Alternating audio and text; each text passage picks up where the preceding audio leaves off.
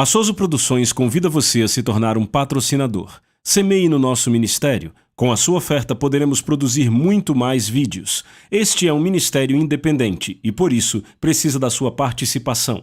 Inscreva-se no canal e compartilhe os vídeos. Seja um multiplicador desta visão.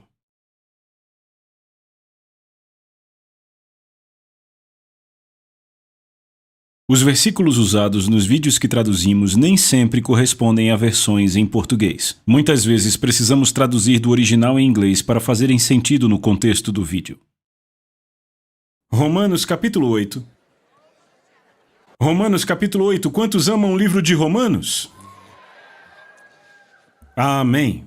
Sim, eu vou esperar, mas enquanto você encontra, antes de eu entrar na palavra, eu quero agradecer a Kenneth e Gloria Copeland. Nós amamos vocês. Eles nos receberam na família deles há cerca de 14 anos e Kenneth e Gloria são preciosos para nós e tem sido um privilégio.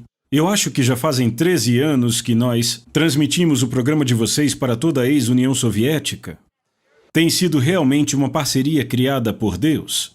Nós amamos vocês, vocês sabem disso. Amamos o irmão Kenneth e todos os pregadores aqui na frente. Que bênção estar neste encontro. Eu também quero dizer que temos alguns da nossa equipe da Rússia. Onde está o pessoal? Onde está o pessoal da Rússia? Fiquem de pé. Este é parte do nosso time na Rússia. Estamos felizes que vieram hoje. Tudo bem para vocês se eu pregar aqui embaixo hoje? Certo, os diáconos podem trazer o púlpito para cá. E eu quero entrar direto na palavra. Pai, te agradecemos pelo maravilhoso nome de Jesus, pela palavra de Deus. E Espírito Santo, hoje, te agradecemos por continuar a falar aos nossos corações. Te agradecemos por tudo o que já recebemos. E agora te buscamos e pedimos que fale conosco, a partir de Romanos 8, verso 26, para que quando deixarmos esse lugar hoje, estejamos mais equipados com o poder do Espírito Santo. Em nome de Jesus. Amém. Amém. Eu sei que temos pouco tempo, então vamos bem rápido. Você está pronto? Tem um pedaço de papel? Tem uma caneta? Certo, Romanos capítulo 8, verso 26. É uma das minhas passagens favoritas. A Bíblia diz: semelhantemente o Espírito também nos ajuda em nossas fraquezas, porque não sabemos o que devemos orar como convém. Mas o próprio Espírito faz intercessão por nós com gemidos que não podem ser proferidos. E se você tem uma caneta, eu gostaria que você marcasse ou sublinhasse algumas partes do 26. Primeiro, a Bíblia diz que semelhantemente o Espírito faz o quê? Ajuda. Sublinha ou circule essa palavra ajuda no verso 26. Semelhantemente o Espírito também nos ajuda em nossas o quê? Fraquezas. Então sublinhe ou circule aí essa palavra fraquezas. Semelhantemente, o Espírito também nos ajuda em nossas fraquezas, porque não sabemos o que devemos orar como convém. Então circule ou sublinhe essa palavra convém. Mas o próprio Espírito faz intercessão por nós. Agora circule ou sublinhe essa palavra intercessão. Vamos voltar para o começo do versículo, onde a Bíblia diz: semelhantemente o Espírito também nos ajuda em nossas fraquezas. E eu quero começar hoje com esta palavra fraquezas. Você está pronto para anotar? Esta palavra fraquezas no grego vem de astheneos. Se você está anotando, se escreve A-S-T-H-E-N-E-O-S.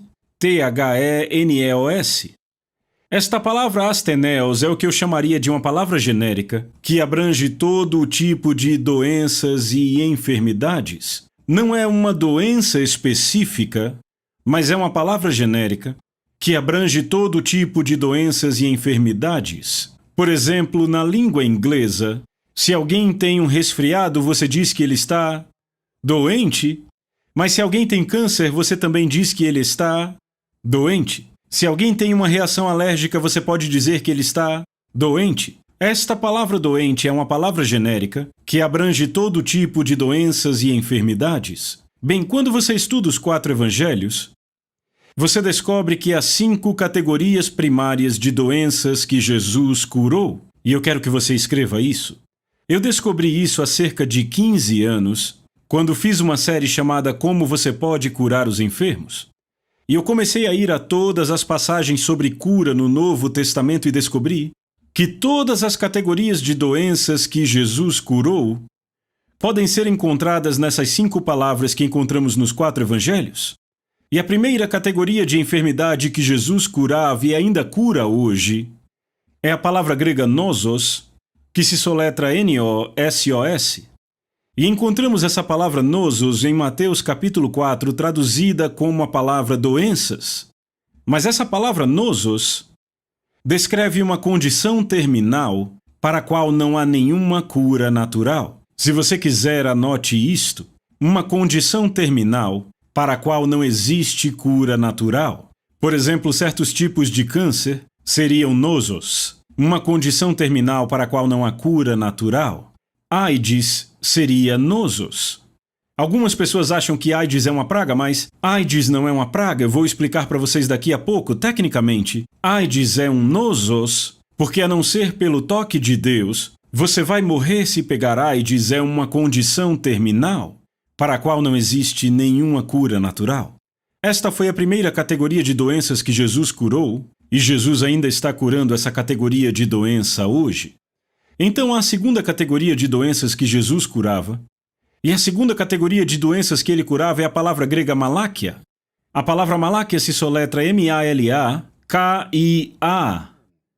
Essa palavra maláquia também se encontra em Mateus 4:24 e é traduzida pela palavra enfermidades, mas é muito diferente da primeira. A primeira palavra é nosos, elas nem têm o mesmo som. A segunda palavra é a palavra maláquia.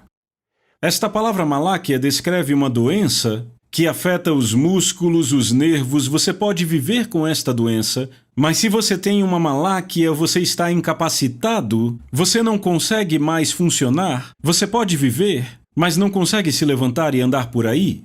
É uma doença que incapacita ou debilita. Jesus curava essa categoria de doenças, e pessoas ainda estão sendo curadas dessa categoria de doenças hoje. Você diz amém para isso? Então chegamos à terceira categoria de doenças que Jesus curava, a palavra grega kakos, que se soletra K-A-K-O-S, e da forma que é usada nos 4 evangelhos, sempre é usada para descrever pessoas que são terrivelmente atormentadas por espíritos demoníacos. Usada em contextos, esta palavra kakos descreve pessoas que são confusas mentalmente, pessoas mentalmente confusas ou pessoas que são opressas. E aí chegamos à quarta categoria de doenças que Jesus curava, e esta é bem interessante. A quarta categoria de doenças que Jesus curava é a palavra grega mastigos. Essa palavra mastigos se soletra M-A-S-T-I-G-O-S. M-A-S-T-I-G-O-S.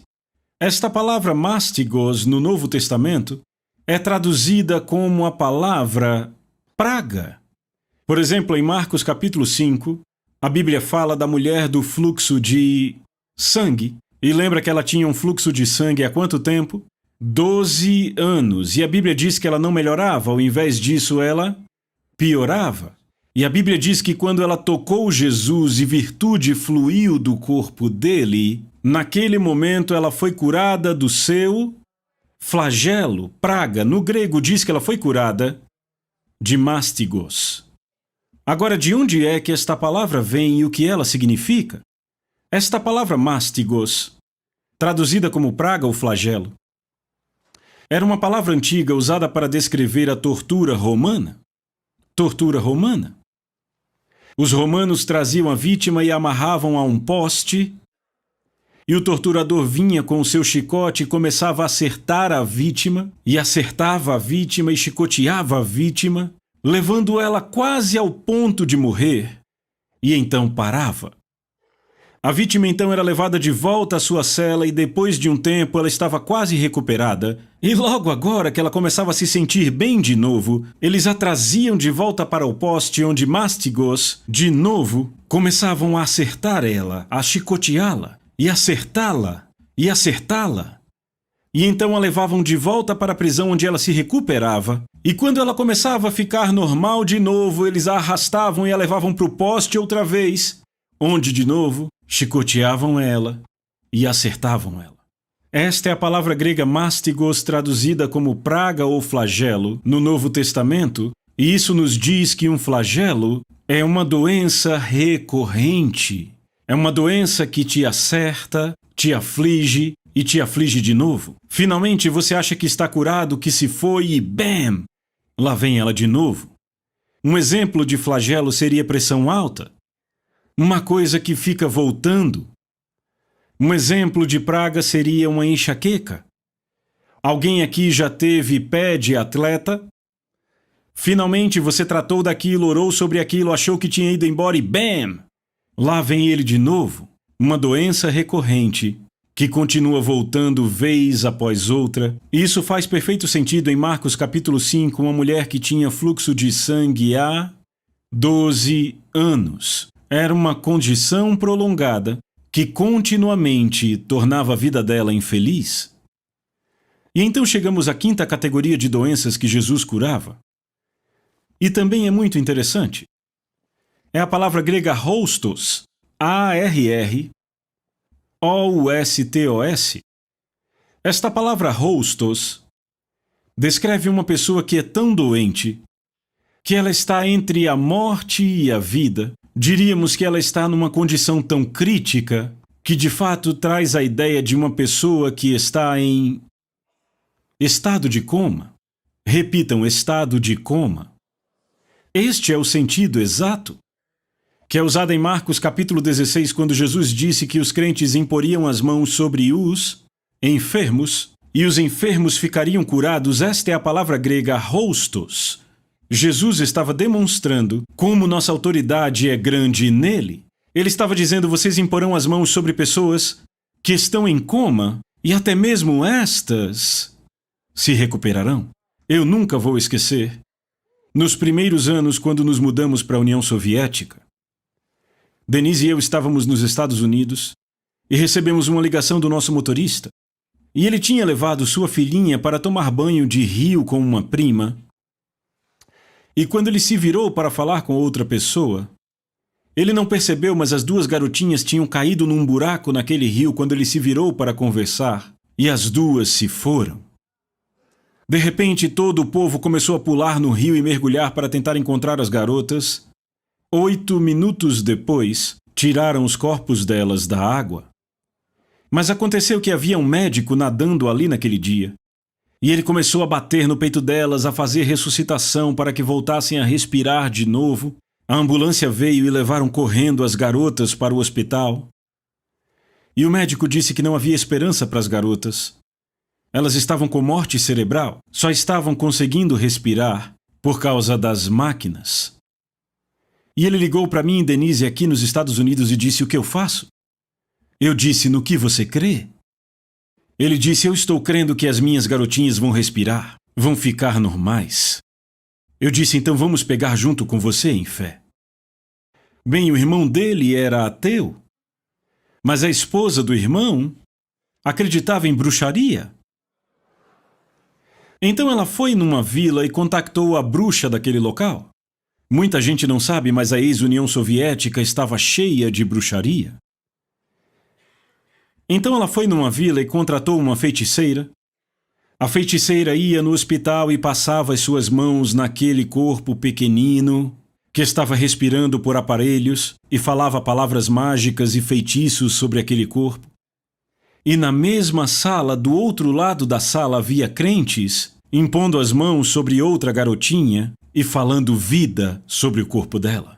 Que imagem naquela sala! Metade da sala, crentes. Na outra metade da sala, uma feiticeira, tentando usar poderes mágicos naquele corpo. E à medida que o tempo passou, a garotinha que estava sendo tratada pela bruxa, o corpo dela começou a escurecer, as suas extremidades ficando pretas, seus dedos começaram a atrofiar e, embora ela estivesse ligada em aparelhos, ela estava morrendo naquela cama. E quando ela foi levada ao funeral para ser enterrada, a sua priminha da outra cama estava perfeita, como uma garotinha que só estava dormindo. E todo dia, os crentes iam lá e impunham as mãos sobre ela, de acordo com Marcos capítulo 16, verso 18. Imporão as mãos sobre os enfermos. No grego, literalmente diz os que estão em coma, em estado crítico, e eles se recuperarão. E é interessante que a Bíblia não diz que eles imediatamente vão sair da cama, mas eles irão se recuperar. É um poder de recuperação. E um dia, aquela garotinha simplesmente se levantou na cama e perguntou se tinha algo para comer. E imediatamente voltou para a escola, e naquele ano ela teve as melhores notas dentre todos os alunos da sua turma. Ela foi curada por crentes que simplesmente impuseram mãos sobre ela, de acordo com Marcos 16, 18. Amigos, nós realmente temos autoridade em Jesus. Então essas são as 5 categorias de doenças que Jesus curava. Número 1, nosos. Uma condição terminal para a qual não há cura natural. Número 2, maláquia. Uma doença debilitante ou paralisadora. Número 3, cacos. Essa palavra cacos, uma pessoa mentalmente confusa ou uma pessoa opressa. Número 4, mástigos. Uma pessoa que tem uma doença que a faz sofrer de novo, e de novo, e de novo, e de novo. E número 5, arrostos. Uma pessoa que está tão criticamente doente que podemos dizer que ela está em estado de coma. E você diz, irmão Rick, o que todas essas palavras têm a ver com Romanos capítulo 8, verso 26? Bem, lembra da palavra fraquezas?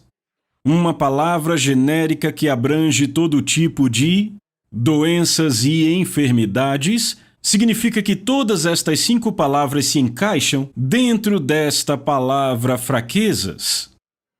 Então, quando você vê a palavra fraquezas, vê nosos, uma condição terminal para a qual não há cura natural. Dentro desta palavra fraquezas, você vê a palavra maláquia, alguém que tem uma doença debilitante ou paralisante. Dentro da palavra fraquezas, a palavra cacos, alguém que está mentalmente confuso. Dentro da palavra fraquezas temos mástigos, algo que te faz sofrer vez após outra. E número 5, dentro da palavra fraquezas, a palavra rostos, alguém que está em estado de coma. Agora, se você olhar para o versículo inteiro, o versículo está descrevendo o que nós somos sem o auxílio do Espírito Santo. Se nós não temos o auxílio do Espírito Santo, somos um caso terminal. Já ouviu falar que alguém é um caso terminal? Se não temos o auxílio do Espírito Santo, estamos com maláquia, espiritualmente debilitados e paralisados. Não conseguimos ir do ponto A ao ponto B sem o Espírito Santo. Se não temos o Espírito Santo, estamos com cacos, estamos confusos. Se não temos o auxílio do Espírito Santo, mástigos, nossos problemas ficam voltando vez após vez, após vez, após vez. E se não temos o auxílio do Espírito Santo, estamos em estado de coma. Agora, será que isso estabelece por que precisamos do auxílio do Espírito Santo? Agora, o que é esta ajuda? Esta palavra ajuda é a palavra grega sunantilambanomai. Agora, se ela soa longa, você tem que vê-la escrita num papel. De fato, ela é composta por 3 palavras. E cronologicamente, isso é muito importante e é a primeira vez cronologicamente que esta palavra é usada. Nunca tinha sido usada em nenhuma outra peça de literatura secular. É a primeira vez que ela está sendo usada. O que significa que quando este versículo foi escrito e o Espírito Santo estava procurando uma palavra para descrever sua ajuda, ele não conseguiu encontrar uma só palavra em todo o vocabulário grego boa o suficiente. Então o Espírito Santo decidiu que ele criaria uma palavra nova para descrever a ajuda dele ao crente. Ele começou a procurar uma palavra. E primeiro ele encontrou a palavra sun, que se soletra S-U-N. Esta palavra sun é o que eu chamo de uma palavra de parceria e cooperação. Ela também descreve o que você faz em parceria com outra pessoa.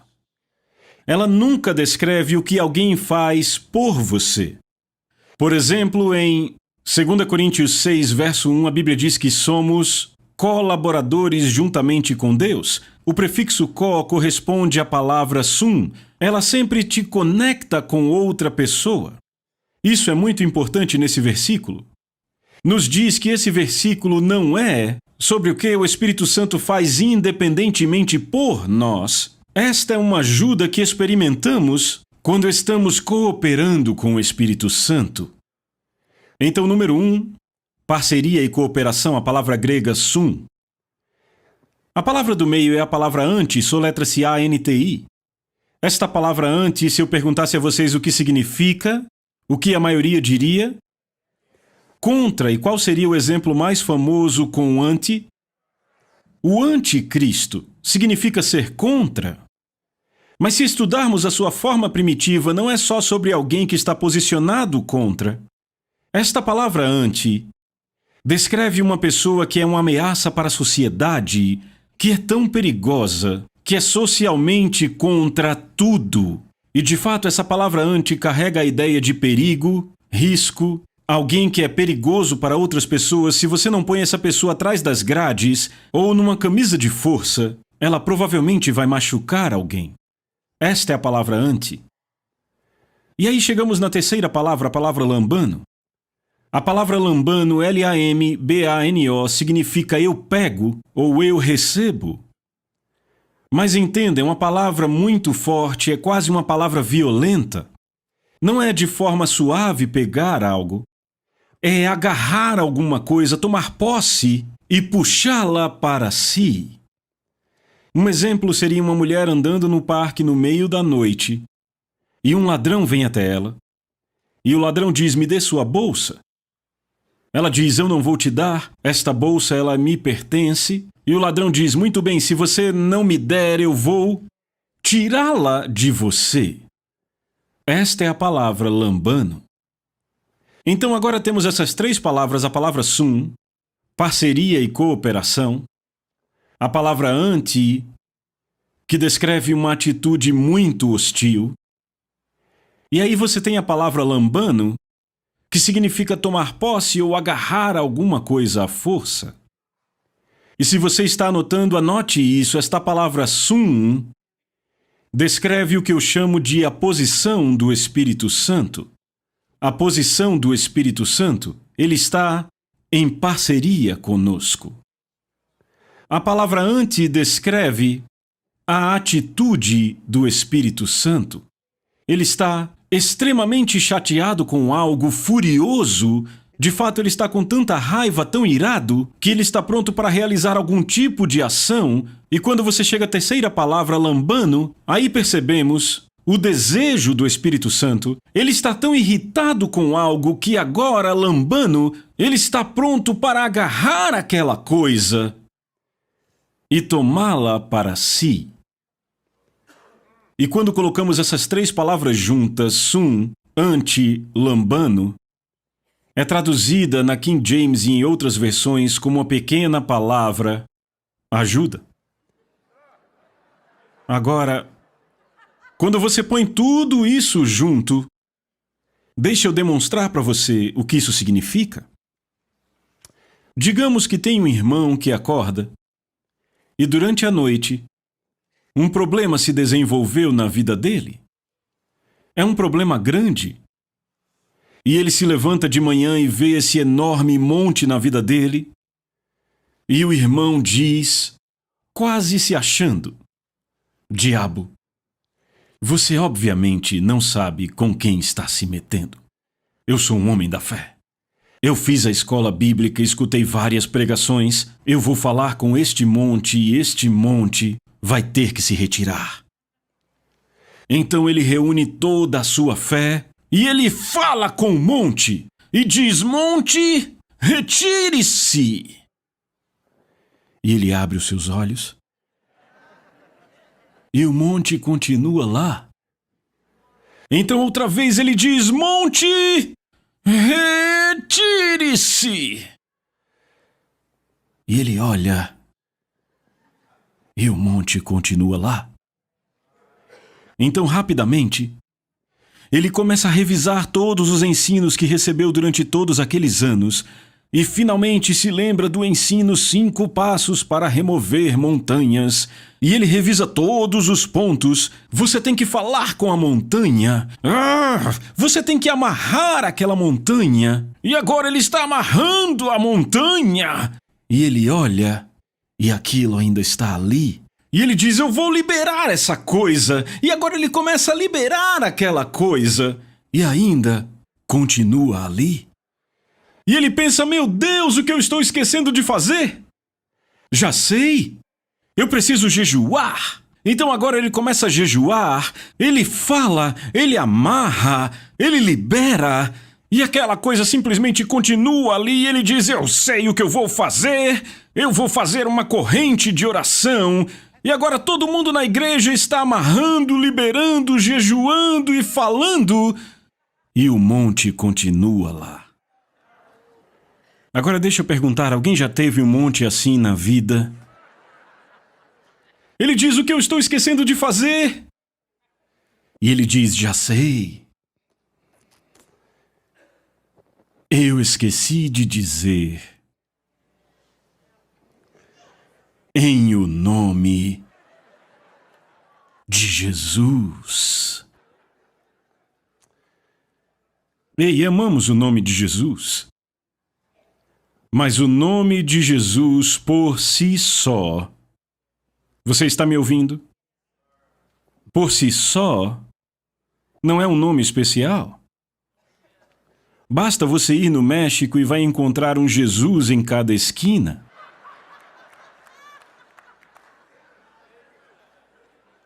E se o nome de Jesus funcionasse automaticamente por si só, então toda vez que mamãe chamasse Jesus para casa para almoçar, toda a vizinhança cairia no poder de Deus. Jesus! Se o nome funcionasse sozinho por si só, imagine quanto poder os incrédulos teriam. Porque eles dizem Jesus isso e Jesus aquilo o tempo inteiro, mas só porque eles dizem o nome Jesus, eles não têm sinais e maravilhas. Sabe como aprendi isso?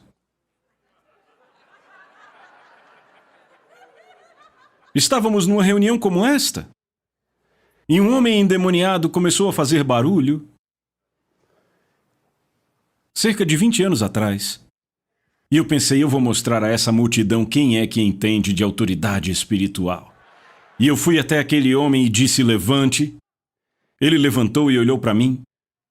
E eu disse, eu te repreendo em o nome de Jesus. Ele olhou para mim e disse, e eu repreendo você em o nome de Jesus.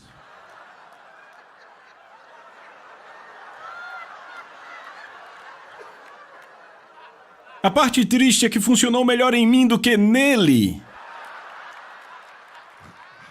Eu fiquei chocado porque ele usou o nome de Jesus.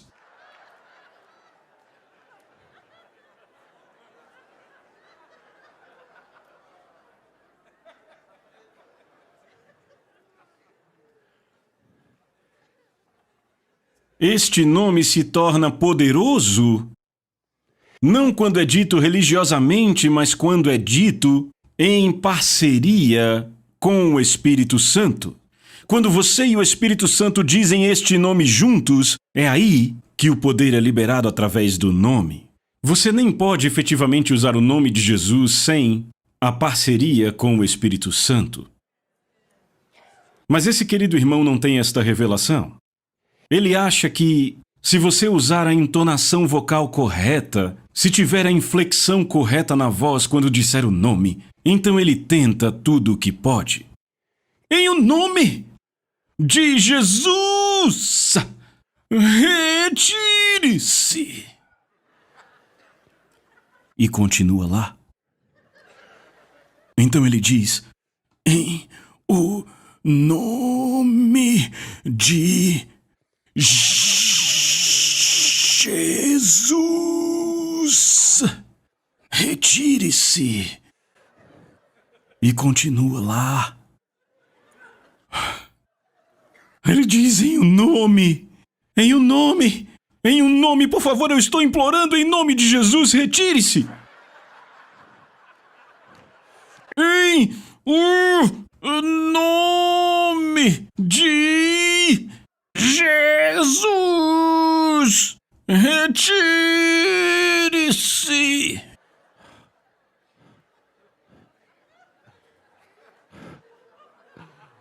E a situação continua lá. Ele diz, eu falei com a montanha. A confissão que funciona. Já me arrependi de ouvir aquelas pregações sobre fé.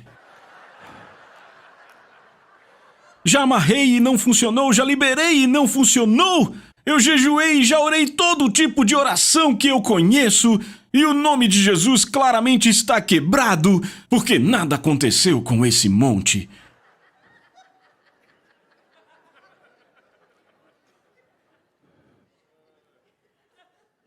E finalmente ele diz: Espírito Santo,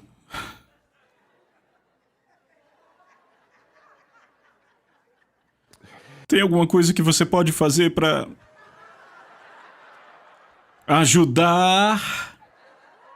Repitam, me ajude, Espírito Santo. Ajude! Logo, no momento em que você diz a palavra ajude, o Espírito Santo vem para ficar ao seu lado como seu parceiro.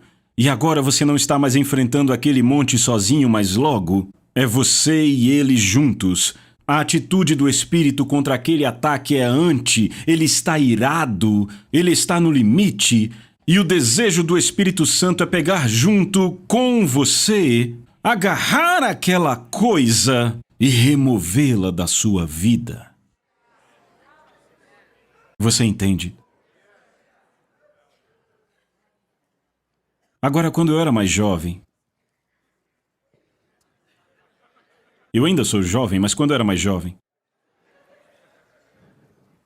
eu queria ser tão usado por Deus. A primeira vez que eu vi o Kenneth e a Gloria eu tinha 14 anos. Eu fui para uma reunião em Sheridan que o irmão Reagan organizou. Bob Andian cuidava do som. Vicky Jamison cantando os louvores e o irmão Copeland vendendo todos aqueles discos naquela época. E eu fui curado de uma condição nos rins, em um daqueles encontros sobrenaturalmente curado pelo poder de Deus. E eu comecei a sonhar sobre ser usado por Deus.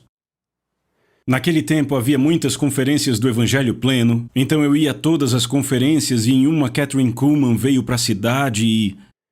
Naquela época, se você morava em Tulsa, sempre havia um encontro para ir. Era um meio ambiente ótimo para um jovem de 14 anos desejoso das coisas de Deus. E eu comecei a sonhar. E eu dizia, Deus, você não faz acepção de pessoas. Se você usa Kenneth Hagin, você vai me usar. Se você usa Catherine Kuhlman, você vai me usar. Você não faz acepção de pessoas. E eu comecei a pensar. Bem, se eu fosse Deus, a quem eu daria o meu poder? E eu comecei a pensar nisso. Que Deus daria o seu poder a alguém que verdadeiramente amasse a sua palavra. Eu disse, é isso? Esta é a chave. Se eu memorizar o Novo Testamento e colocá-lo no meu coração, esta é a chave que vai destravar o poder de Deus na minha vida. Então eu comecei a memorizar o Novo Testamento. E em 2 meses, eu memorizei todo o Novo Testamento, exceto o livro de Atos, que era um livro histórico, e o livro de Apocalipse, que eu achava que ninguém ia entender mesmo. Mas além disso, eu memorizei todo o Novo Testamento em 2 meses. Eu era como uma Bíblia ambulante. Se tinha alguém pregando, eu podia dizer a partir de que versículo estava pregando, qual era a parte A, a parte B estava em mim. E de fato, nos finais de semana, minha família inventou um jogo. Coloque o Rick num canto, pegue o cronômetro e veja até onde ele vai, antes de errar um parágrafo, um ponto, uma vírgula, mas eu não deixava passar nenhuma palavra. Foi a primeira vez que percebi que tinha uma boa memória. Eu era uma Bíblia ambulante, mas não havia liberação de poder. Então outra vez eu pensei, se eu fosse Deus, a quem eu daria o meu poder? E eu lembrei que no Velho Testamento, os profetas constantemente jejuavam enquanto buscavam a face de Deus. E eu disse, isso, esta é a chave, eu vou jejuar. E jejum, após jejum, eu provarei a minha piedade a Deus. Eu realmente pensava que se eu jejuasse, eu ia forçar o braço de Deus e Deus seria obrigado a derramar seu poder sobre mim. E aí eu comecei a jejuar. E naquele ano, eu jejuei 40 dias, 3 vezes. E entre os jejuns mais longos, eu intercalava jejuns de 10 dias.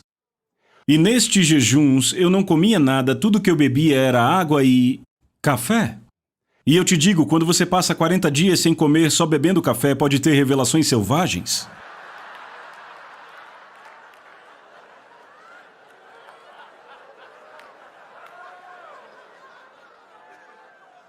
Eu estava esperando pelo poder de Deus. E ele não veio. Agora eu era a Bíblia ambulante que definhava.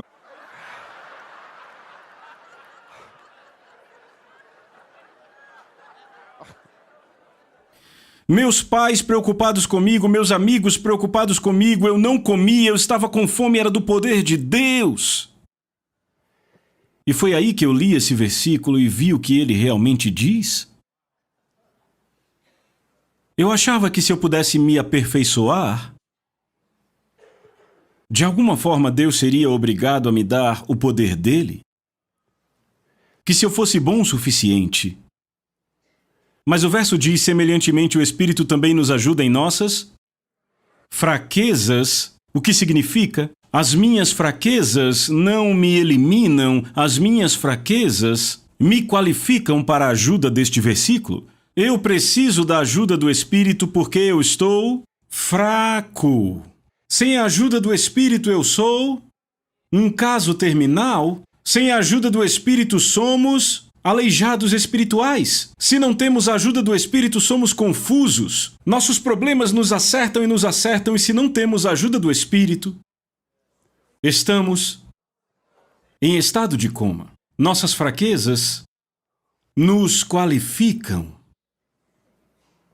E agora, de repente, todos aqui estão qualificados para a ajuda do Espírito Santo. Em 1 Coríntios 1, a Bíblia diz que Deus chama 3 categorias de pessoas. A Bíblia fala dos humildes. Esta palavra descreve pessoas que são tão feias que não são publicamente apresentáveis.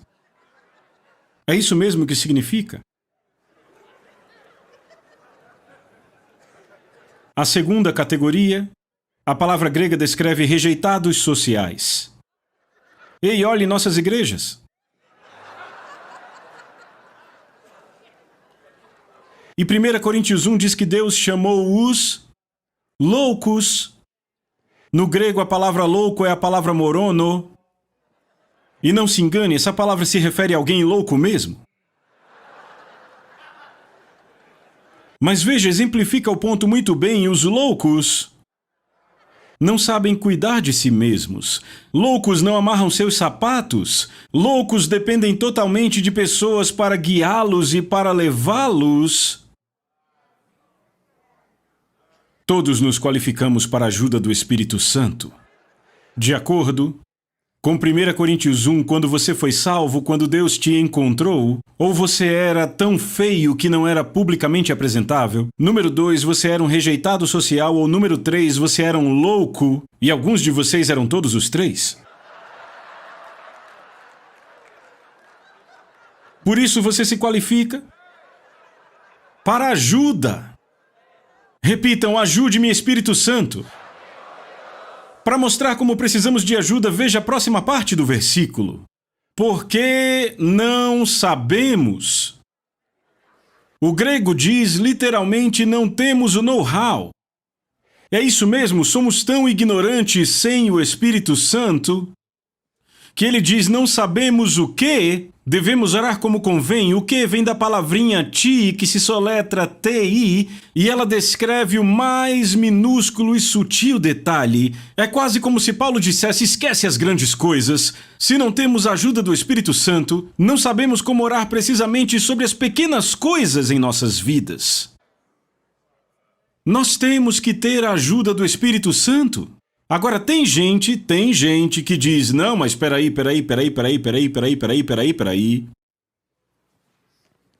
Você pode falar de ignorância o dia inteiro. Mas eu não sou ignorante. Eu sei que a vontade de Deus é curar. Bem, então vá para o hospital mais próximo e cure cada um dos doentes que está lá com este conhecimento. Se esse conhecimento já está tão afiado, se ele já é suficiente, por que é que você não cura todo mundo por aí? Sabe, é interessante que quando você estuda sobre a palavra de Deus, a Bíblia nos diz que a palavra de Deus é a espada do Espírito.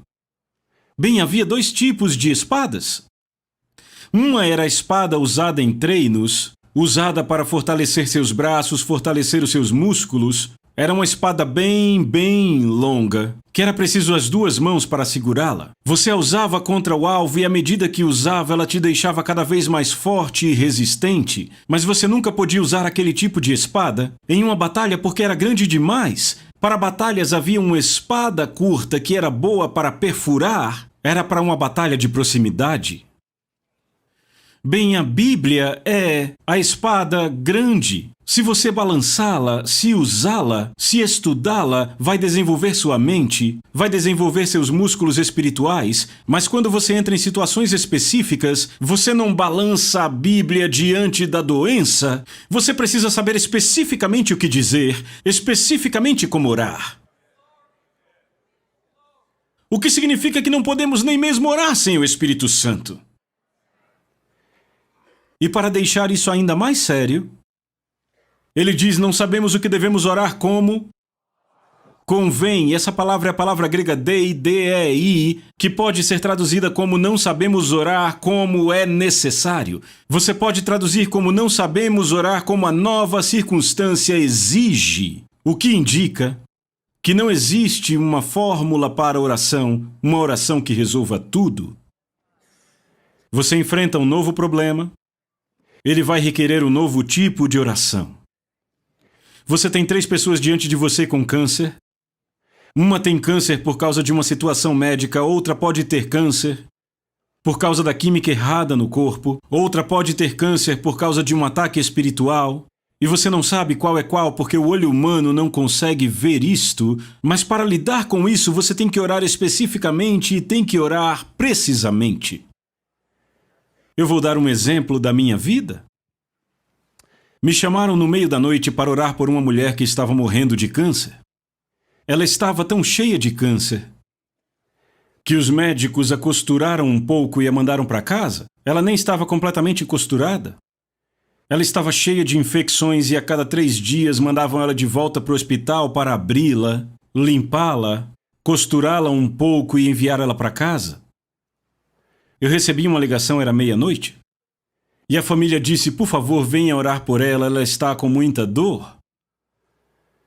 Então eu entrei no carro, dirigi até a casa, e quando eu cheguei na casa dela, a sala de estar estava cheia de pastores de outras igrejas, e todos lendo seus versículos sobre cura, todos orando.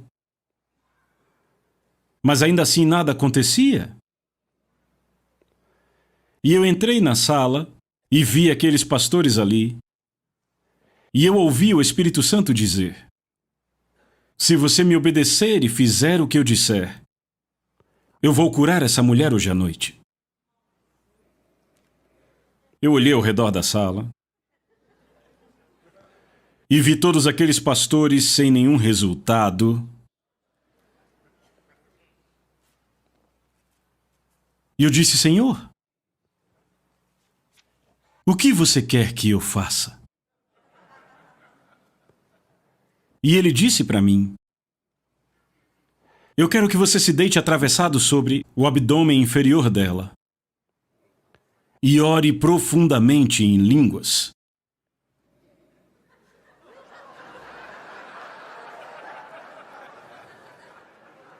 A primeira coisa que eu pensei foi: o estômago dela não está totalmente costurado e ela está com infecção. Aquilo era tão nojento para mim. Eu imaginei aquilo espirrando.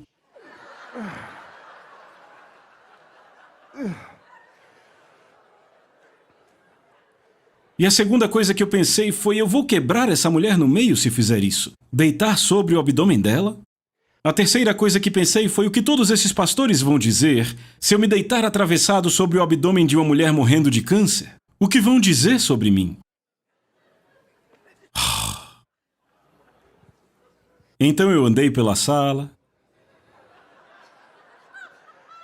Fiquei um pouco com cada pastor que estava ali naquela noite. E eu continuei ouvindo o Espírito Santo dizer: você vai me obedecer, você vai me obedecer. E eu disse: eu não sei.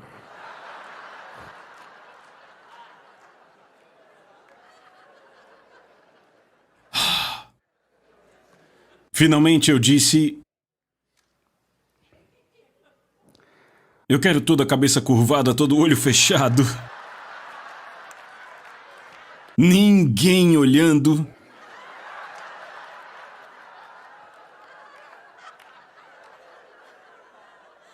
E enquanto todos curvavam as cabeças e fechavam os olhos,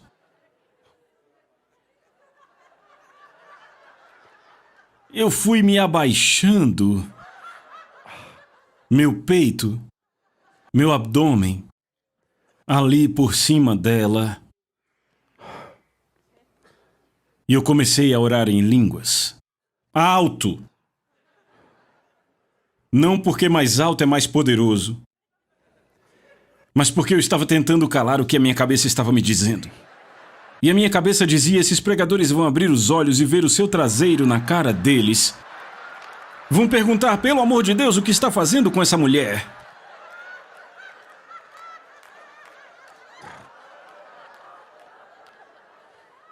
Então eu comecei a orar alto em línguas.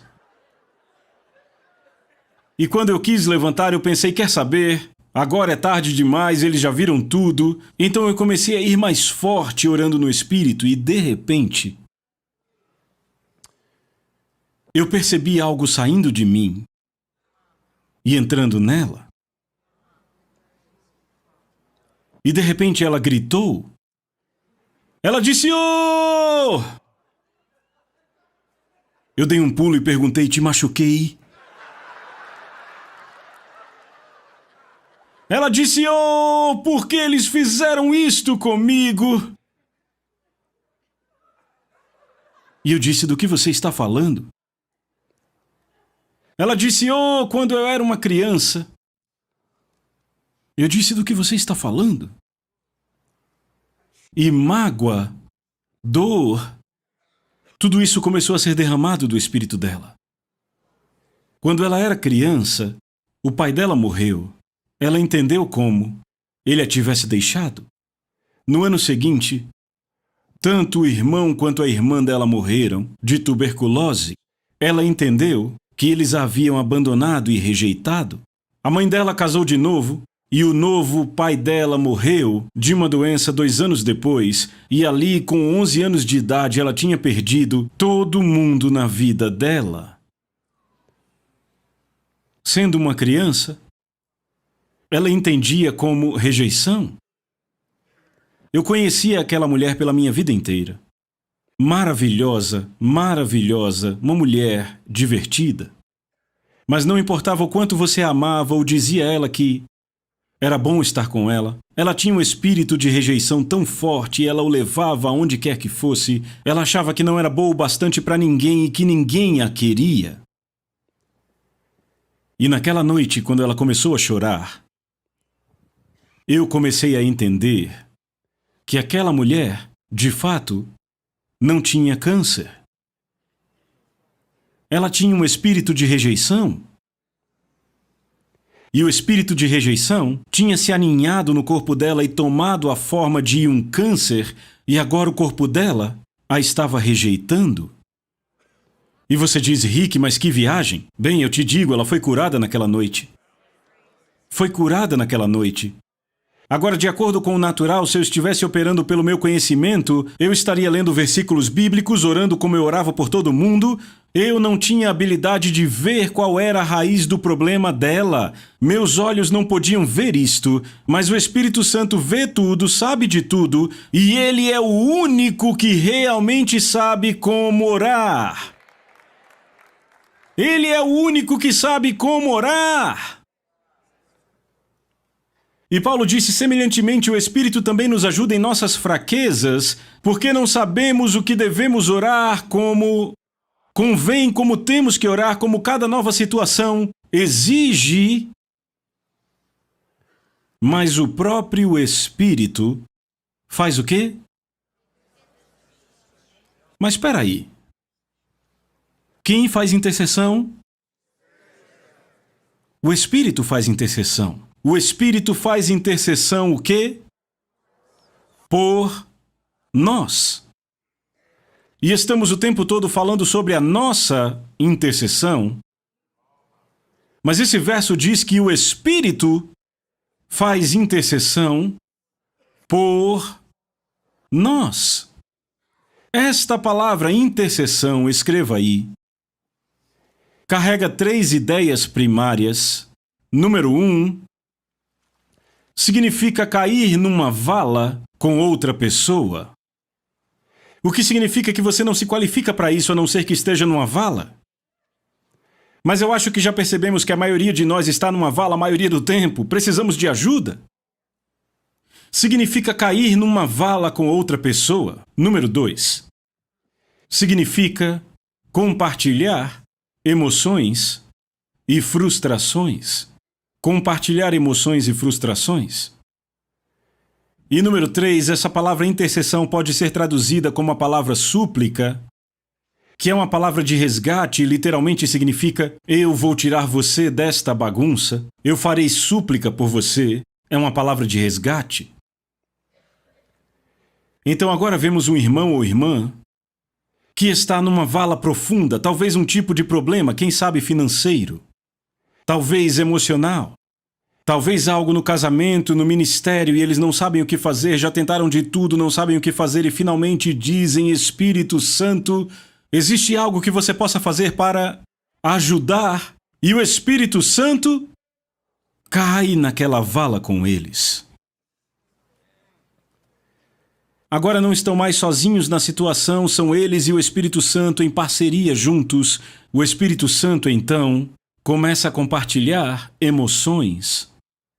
Começa a compartilhar emoções. Ou começa a esfregar um bálsamo dentro de nós. Você lembra a atitude do Espírito Santo? Repitam, ele está irado com o que o diabo tentou fazer contra você. Ele está irado. O problema é que, quando a maioria de nós pede ajuda dele, já estamos no fundo daquela vala há bastante tempo.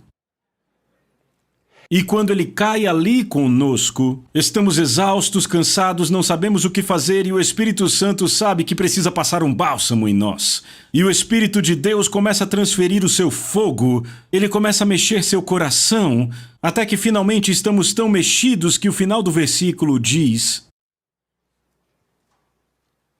ele faz intercessão por nós com o quê?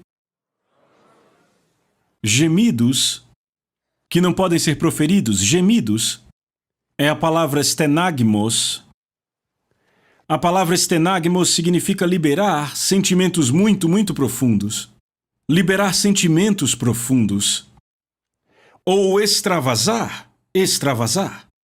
Na verdade, o melhor exemplo para a palavra gemido seria uma chaleira no fogo. Quando você põe uma chaleira no fogão e liga o fogo, o que acontece com a chaleira?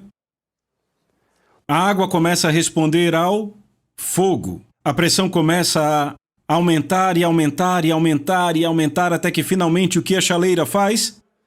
Ela apita ou a água transborda. Ela extravasa. Ela libera vapor. E ei, o vapor pode ser forte o suficiente para mover um motor. Agora eis o que acontece. O Espírito Santo vem em nossa ajuda. Nos encontra numa situação difícil. Você já se sentiu como se estivesse no fundo do poço? Ele começa a esfregar um bálsamo em nós, transferindo aquele fogo que precisamos para sair daquela situação. E alguém pode dizer, não, peraí. Eu clamei pela ajuda do Espírito Santo e eu não senti nenhum poder, não senti nenhum fogo, simplesmente não senti nada. Bem, quer saber? A velocidade que a água responde depende de como a água está fria quando começa.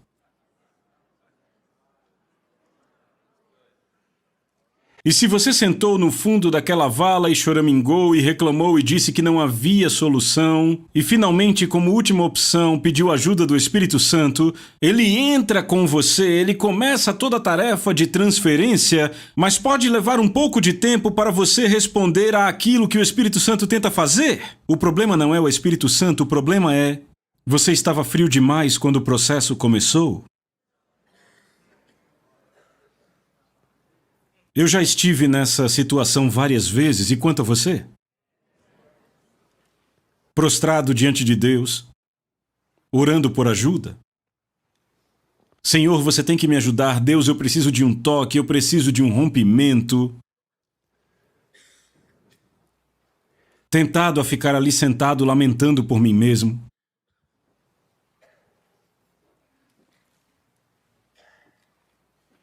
Espírito Santo, você pode me ajudar de alguma forma? Ora, ele é um parceiro fiel. Se você fala de ajuda, ele chega imediatamente. Você continua a orar e de repente algo dentro de você começa a mudar. É como algo sendo mexido. Você não se contenta mais em ficar sentado, mas tem que se mover por ali. Começa a mexer algo está mexendo por dentro. Agora até o tom das suas orações começa a mudar. Você começa a soar um pouco mais forte, mais vibrante, e até começa a andar para frente e para trás à medida que ora em línguas. E agora você saiu de uma imagem infeliz para uma imagem de força. Algo está acontecendo por dentro de você. É o Espírito Santo em parceria por dentro através de você para alcançar e agarrar aquela coisa e removê-la.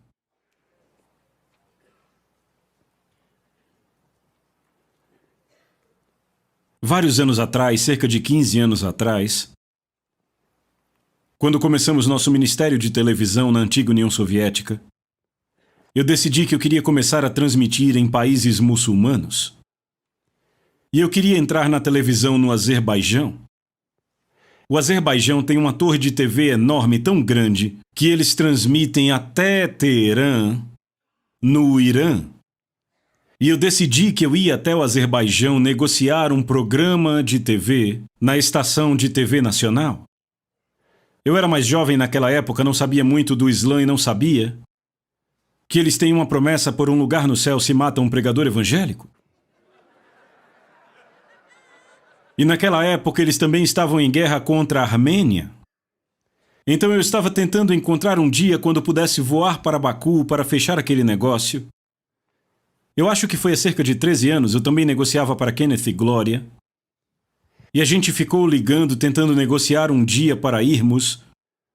E a estação de TV dizia, não venha hoje, estão matando pessoas em Baku hoje, tem essa guerra em processo, espere mais alguns dias. Então todo dia eu ligava e um dia eu liguei e eles disseram, quer saber, faz tempo que não matam alguém, por que você não vem?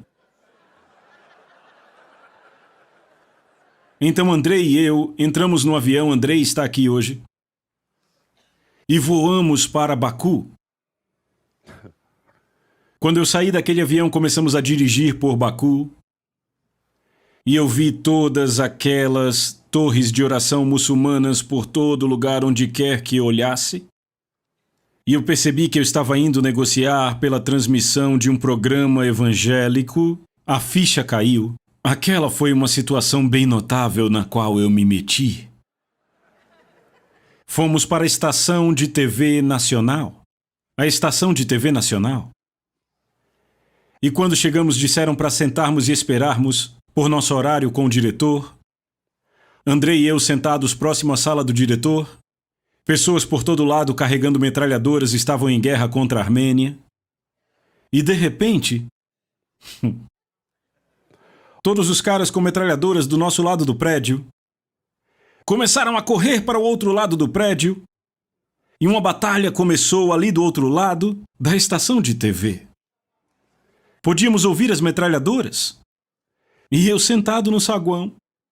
A secretária me oferecendo uma xícara de café. Quer uma xícara de café? Seria bom, eu quero uma xícara de café, sim. Enquanto ouvíamos as metralhadoras do outro lado da estação de TV.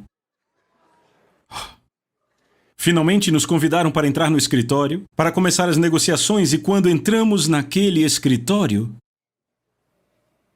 eu descobri que o diretor da Estação Nacional de TV do Azerbaijão era uma mulher. Em uma sociedade muçulmana, é muito estranho encontrar uma mulher nessa situação. Sentamos ao redor da mesa e ainda podíamos ouvir as metralhadoras do outro lado. Ela disse: o que os traz aqui hoje? Eu disse: queremos transmitir um programa na sua estação. Ela disse: que tipo de programa? Eu disse: é um programa de ensino bíblico. Ela disse: você sabe onde você está? Aqui é o Azerbaijão, somos um povo muçulmano. Ela disse: não podemos transmitir seu programa mesmo que quiséssemos, porque esse sinal vai direto para o Irã. E o Irã é nosso aliado. Sabe o que aconteceria se transmitíssemos o seu programa para o Irã? Eu disse: senhora, viemos de longe hoje. Dá para você ouvir só um programa? Ela disse: não precisa disso. Mas já que você veio de tão longe, eu vou ouvir um programa. Então eu virei para o meu diretor de TV e disse: me dê uma fita. O que eu não sabia é que ele tinha trazido uma série inteira que eu tinha ensinado sobre como os maridos deveriam tratar suas esposas. Bem, os homens muçulmanos não tratam muito bem suas esposas. Então colocaram a fita no tocador e...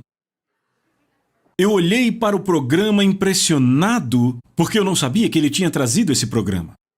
E eu estava falando sobre como os maridos deviam abrir as portas para as esposas, como o marido não deveria andar na frente da esposa, como os maridos deveriam tratar as esposas, e eu olhei para aquela mulher e eu pude ver que ela estava quase hipnotizada pelo que estava vendo naquela televisão.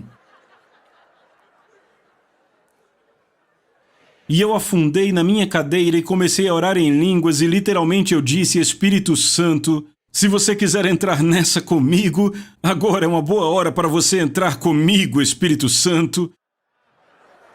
Chegamos no final daquele programa de 30 minutos e ela disse: você tem mais programas como este? Eu disse: sim. Ela disse: vamos assistir mais um. E lá estava ela assistindo mais um programa inteiro de 30 minutos sobre como os homens devem tratar suas esposas. Chegamos no fim do programa, ela disse: quantos desses programas você tem? Eu disse: temos mais 2. Ficamos ali sentados e assistimos mais 2. No total tínhamos assistido 2 horas inteiras de programa sobre como os maridos devem tratar suas esposas. E o tempo todo ela assistindo e eu afundando na minha cadeira, orando em línguas e dizendo: Espírito Santo, só você pode fazer isso. E no final do 4º programa, ela desligou a TV. Ela disse: que dia da semana você quer transmitir esses programas?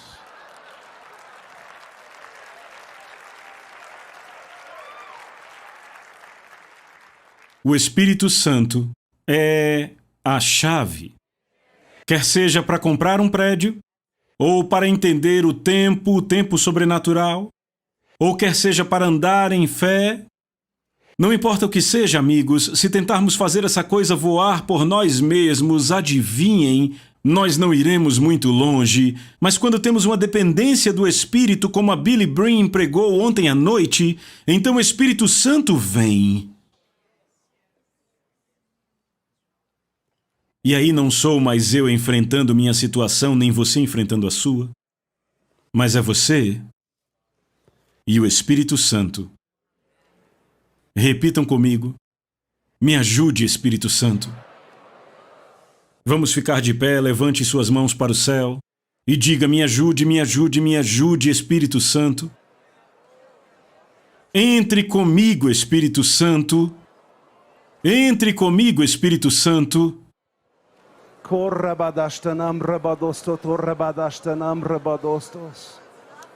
Aleluia, não é por força, nem por violência, mas pelo meu Espírito, diz o Senhor. Obrigado, Deus querido. Aleluia. Aleluia. Diga para a pessoa do seu lado: você tem que ter o Espírito Santo. A Soso Produções convida você a se tornar um patrocinador. Semeie no nosso ministério. Com a sua oferta poderemos produzir muito mais vídeos. Este é um ministério independente e, por isso, precisa da sua participação. Inscreva-se no canal e compartilhe os vídeos. Seja um multiplicador desta visão.